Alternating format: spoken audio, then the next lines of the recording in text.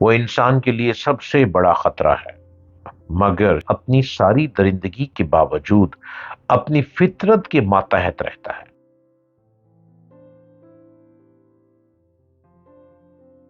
السلام علیکم۔ کبھی ڈنکی لگانے کی باتیں کرتے ہیں ہم، کبھی شیر کی طرح آپ کو میدان میں بھگاتے ہیں، کبھی ٹائیگر کی طرح لپکنے کا فن سکھاتے ہیں۔ یہی گر سکھانے کی جستجو میں رہتا ہوں میں۔ کاش کہ آپ اپنی منزل کو تلاش کریں اور اپنی منزل پہ بہت جلد رواں دواں ہو جائیں۔ شاید کہ تیرے دل میں اتر جائے میری بات۔ آپ مجھے ہر روز سبسکرائب کیجئے۔ ہر روز میں آپ کے سامنے نئی ویڈیوز، نئے پروگرام لے آتا ہوں۔ ڈاکٹر جلیل اسلم آفیشل، آپ اس کو دیکھتے چلے جائیے۔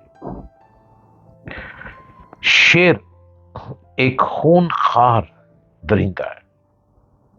وہ انسان کے لیے سب سے بڑا خطرہ ہے، مگر شیر اپنی ساری درندگی کے باوجود اپنی فطرت کے ماتحت رہتا ہے، اور اس کی فطرت یہ ہے کہ وہ غصے میں اشتعال انگیزی اس کو غصہ دلانے کے بغیر کسی انسان کے اوپر حملہ نہ کرے۔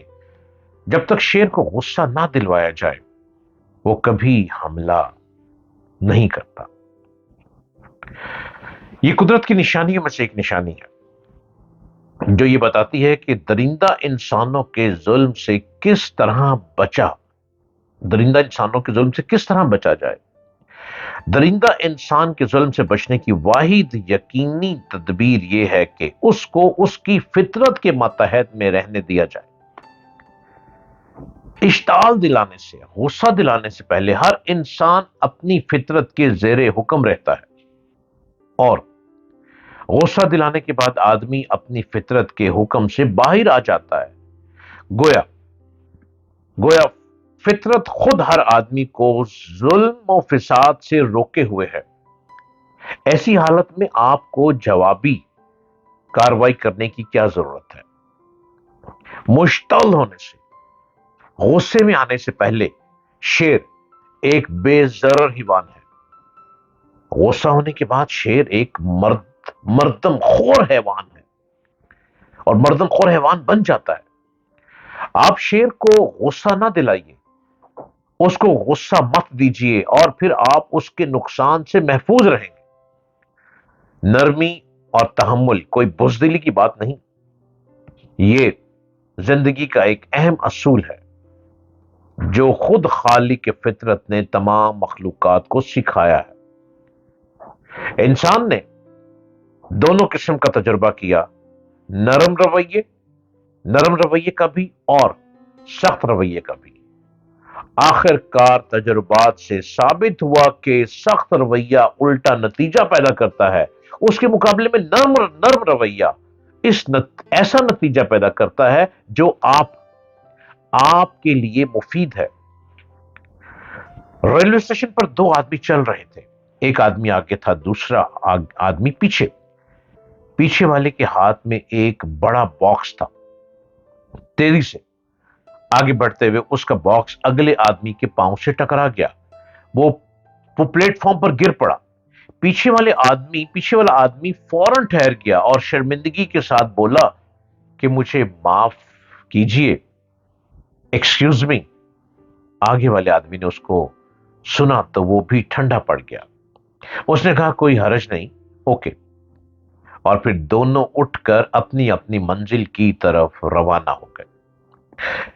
دوسری صورت یہ ہے کہ اس قسم کی کوئی ناخوشگوار صورت پیش آئے تو دونوں بگڑ جائیں۔ ایک کہے کہ تم اندھے ہو، دوسرا کہے کہ تم بدتمیز ہو، تم کو بولنا نہیں آتا۔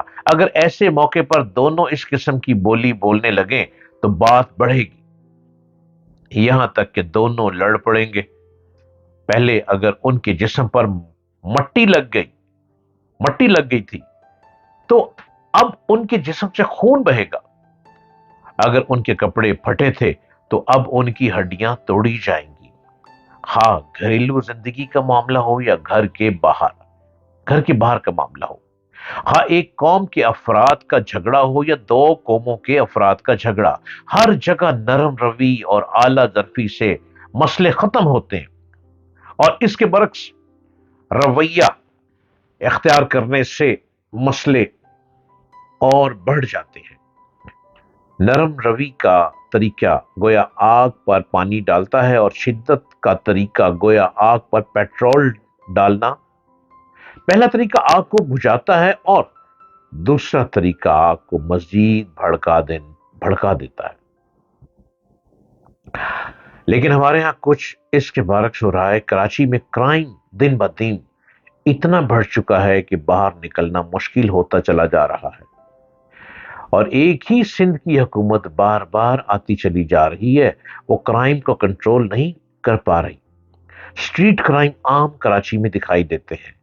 ایک ہی حکومت کا بار بار آ جانا اور کرائم کا کنٹرول نہ کرنا، یہ کچھ مشکوک دکھائی دیتا ہے۔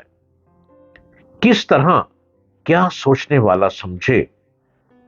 والا یہ سوچے کہ حکومت سے کنٹرول ہو ہی نہیں پا رہا، یا کراچی سندھ حکومت کے ہاتھوں سے نکل گیا ہے؟ ایسا بالکل بھی نہیں۔ اگر حکومت چاہے تو پولیس کے ذریعے کراچی کو کنٹرول کر سکتی ہے، لیکن یہ حکومت کی اپنی مرضی میں آتا ہے۔ اب تو لاہور میں بھی اسٹریٹ کرائم بڑھتے چلے جا رہے ہیں، اور لاہور کے ڈی آئی جی آپریشنز ناصر نقوی صاحب کہتے ہیں کہ 40% کرائم لاہور میں ختم ہو گیا ہے۔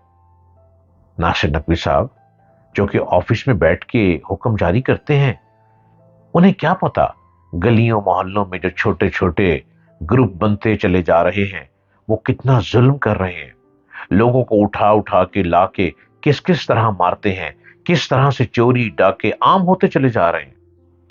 کرائم کنٹرول جب پولیس سے نہیں ہوتا تو وہ یہ کہتے ہیں کہ ہم نے 40% کنٹرول کر لیا ہے، جبکہ ایسا نہیں ہے۔ باہر نکلنا اب لاہور میں بھی تھوڑا سا دشوار دکھائی دیتا ہے۔ حضرت نظام الملک توسی رحمت اللہ علیہ کچھ یوں بیان فرماتے ہیں کہ حکمرانوں کو جو چیز قائم رکھتی ہے وہ اللہ تعالیٰ کی رضا اور اس کی خوشنودی ہے۔